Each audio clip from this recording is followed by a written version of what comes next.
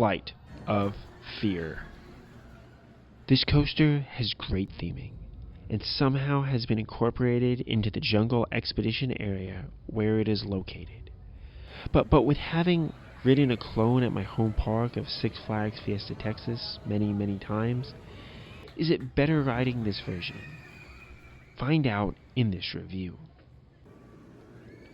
Flight of Fear is an LIM launched coaster by Premier Rides, which is the same type of coaster as Mr. Freeze at Six Flags Over Texas. LIM coasters with a similar layout have been dubbed the Flight of Fear clones, after these models that were built at Kings Island and Kings Dominion, though the Flight of Fear coasters are enclosed indoors. Others like Joker's Jinx or Poltergeist have their spaghetti bowls out in the open. A noted difference between Poltergeist and Flight of Fear is that Poltergeist does not have a mid-course brake run to slow the train down. This ride has really cool queue theming, and most of it is past the large switchbacks, so if you get stuck in line, you can look at the various workers, enjoy entering the UFO, and see the aliens in the station. Dispatches did seem really slow on this coaster, so even with it being near a station wait and running 2 trains, I felt like I had to wait a decent amount for this coaster. It also broke down a fair bit on my visit to Kings Dominion, and I missed riding it on my first day at the park as it went down before I was able to ride it. These aren't the most reliable coasters, as Mr. Freeze breaks down like every day, so this isn't surprising, but it is a touring note to keep in mind. As for seat placement, I really enjoyed my rides in different rows, so likely any row is going to give a fun ride. Normally, I prefer the front on these types of coasters, but the back row felt a lot better with a strong sense of speed and forces, while being very disorienting with the layout, and that final corkscrew had a little bit of neat hang time from the lesser speed. The launch takes you from 0 to 60 in 3.5 seconds.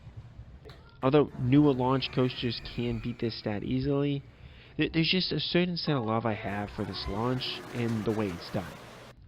The theming of the station with the ride attendants and alien around the ride platform makes for an awesome visual that is only complemented by watching the launch go, and the trains return empty with a separate unload platform.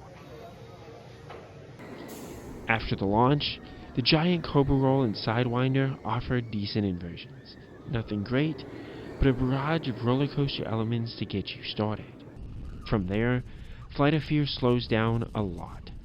The building is not completely dark and even has a few colored lights that help light up the track, making it have an ominous glow. Though this just makes all the twists and turns of the coaster extra disorienting. It is hard to tell what is next in the low level of light, and I felt like I was just a pinball being bounced around in all the twists and turns. The mid-course brake run does sap your speed, but this doesn't really hurt the second half, other than just making it average from a force perspective. And with how disorienting the coaster is to start, being able to catch your breath and look around inside the building is a nice change of pace. As you slowly work your way down the spaghetti bowl, you begin to pick up speed, but the baking of the turns offers only unexciting helixes, so you really don't get much enjoyment from the turns themselves.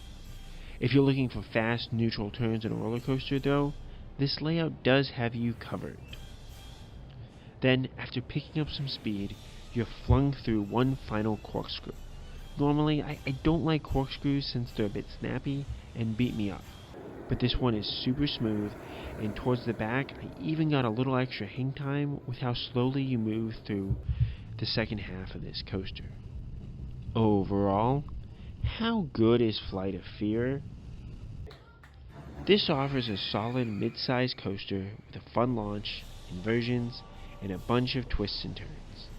The theming from the queue line, station, and lights inside the building add a lot to the ride, as it all makes this feel like a really complete coaster. Being in the quasi-dark also makes the spaghetti bowl super disorienting, so despite the forces being a bit less with the mid-course brake run, all the elements played really well, at least for me. I rank Flight of Fear right above Poltergeist in my overall rankings. Poltergeist has a slight bit more forces, especially as it has been having some airtime in my more recent rides. But the theming and disorienting nature of Flight of Fear just makes it a slightly better ride in my opinion.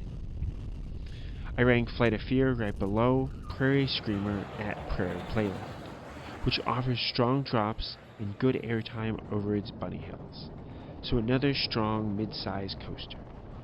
I do rank Joker's Jinx a few spots higher in my overall rankings, as I got a great ride towards the front on that coaster that gave floater airtime on most of its elements, including the Cobra Roll, which was pretty surprising.